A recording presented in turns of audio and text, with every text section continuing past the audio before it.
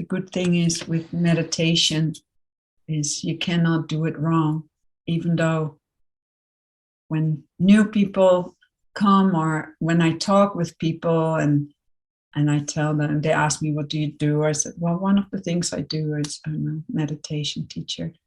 And often people say, well, I'm not able to meditate. I can't do it. I'm really bad at it. I said, oh, really? Well, what does that mean? Well, basically, they're always trying to stop their mind, to stop the thinking. I said, yeah, well, that's a lot of work. So meditation is not about stopping thoughts. They will come and go whenever they want, as you probably have noticed. And they're just different forms of thought forms, you could say. It's kind of,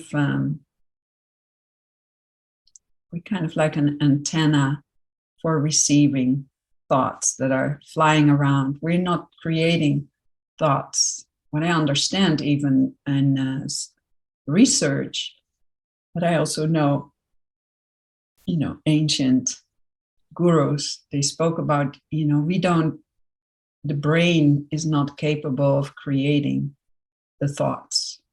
We're just an antenna and we pick them up. And some of them we believe and others we don't. And probably you have noticed there are different kinds of thoughts. I call one kind of thought is this circling thought. It tends to have to do with, when harm has done or there's pain or suffering. Let's call it suffering. When suffering is happening, it's often a looping in the mind, trying to figure it out, or a sense of overwhelm and I don't know what to do. Those are kind of circling thoughts. And it's just, you cannot stop those. In general, when they kind of start, it's kind of a domino effect of, it just goes, as you probably have noticed. And often it's also a sign when there's some trauma that has happened and the body doesn't quite know that the trauma is over. And the trauma tends to start when we're kind of out of control of our surroundings and we're trying to figure out how we can survive that. So I'm not going to go into it very deep. I just want to touch upon a few things. So those I call circling thoughts. And then there are thoughts that kind of come through.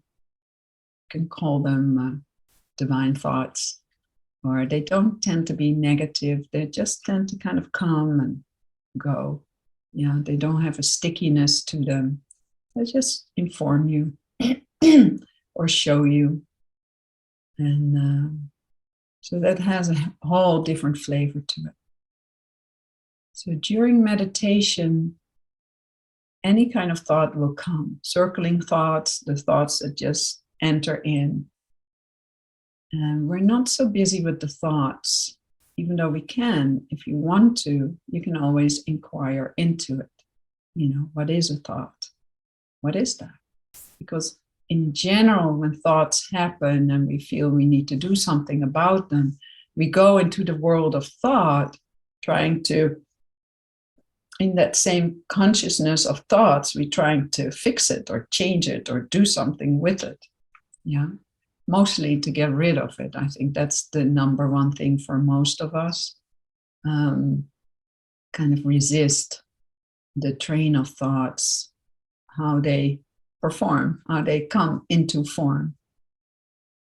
So with meditation, you can look into that. You can look into not so much going into a reaction, like, I don't want this thought, how can I get rid of this thought? It's more getting curious, like, oh, that's interesting. That's a thought. Where, you just kind of look around in your brain, because that's where we tend to see them, feel them, hear them, taste them. Where is this thought? And frankly, I haven't found a thought yet. When I really look into mind, into thought, into thinking, I haven't been able to grasp one, see one. And obviously it's something that occurs that comes and goes and sometimes stays a little bit longer than we want. And some thoughts, they're like fabulous, you know, the world gets created from that, the whole world. So there's a beauty and a pain in a way in everything in this world of duality. So here in meditation, what we will do today, we will explore today is just not so much engaging in the thoughts, but more kind of taking a step back, seeing them. Yeah. So you can engage in it consciously, getting really curious about it, or like certain habits of thoughts. Or, a long time ago, I noticed like, all the kind of thoughts that come into my circling mind is all about survival. It's about, no, I'm okay. I didn't do anything wrong. I'm okay. There's nothing wrong with me. You know, that was my survival mechanism growing up because I was accused often of things that I hadn't done. So that came in my system very strongly. So that's one of the habits of the forms of thought in this one here. And then, when I saw that one day, it's like, then it kind of dissolved. And then a whole other array of thoughts came, of course. But anyways, there's something about when we take a step back from the thinking mind, and then we can let thoughts do what they need to do. Yeah. And that's for all of us different. Then we can also much more easily make choices, because when we're so overwhelmed in overwhelm of the circling thoughts, it's hard to make a choice and see where to go. Some of us get frozen, some of us fight against it. There are all these different mechanisms that we have. So in meditation, we tend to take a step back.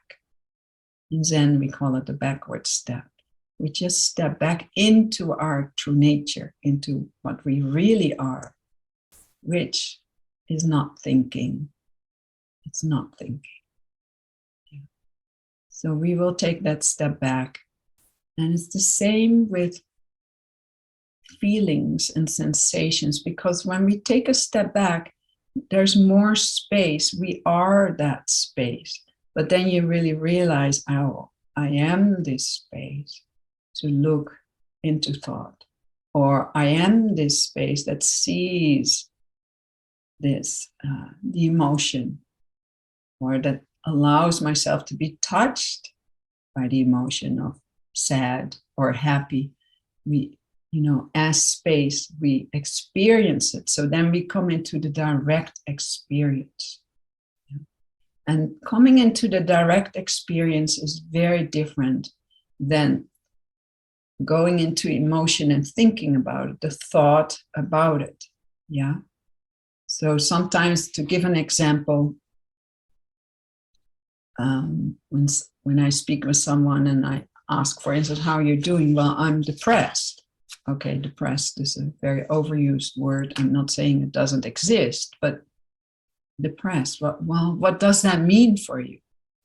Well, and everybody has a different answer, but let's say the answer is, I'm so sad. And then I ask, are you sad right now? And sometimes yes, sometimes no. And then there are all these ideas about sad. I shouldn't be sad. Why am I sad? Why, etc.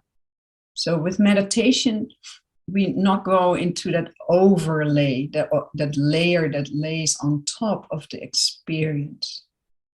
When they're sad, they're tears. Tears can have many meanings. I think they did research. There are like 43 different kind of tears, and has all different kind of chemicals in it. Every of those 43 different kinds of tears, just to give you an idea. But here, meditation today, we take that backward step and see. We see, we feel, we just taste directly sad. There can be like a pressure on your chest or tears in your eyes. It's sad, it's just sad. Yeah, like a thought just wants to be a thought. It doesn't need extra commentary. So the more we can take the backward step, the more actually we can be intimate with life. We come actually closer. So I'm not talking about we're going to go into dissociation and transcendence somewhere out in outer space. No, we just take a step back and we're still engaged. And it has a different flavor to it. So we allow ourselves to be pierced by life. Same when something happens in our bodies. If our belly is really full, we can think, oh, I shouldn't have eaten so much. Why did I do that again? Blah, blah, blah. Or there's something wrong. There should be something wrong. Now we just feel that sensation, the direct experience, and not the overlay of it. But that's what helps. In that way, meditation supports us to more and more realize who we truly are, which is that spacious, open, aware, awake, silence, or as I call it, the great her. But you will have your own word for it that points to it. So the more we are able to rest here, the more we are able to allow ourselves to be pierced by life, the more we get intimate with life.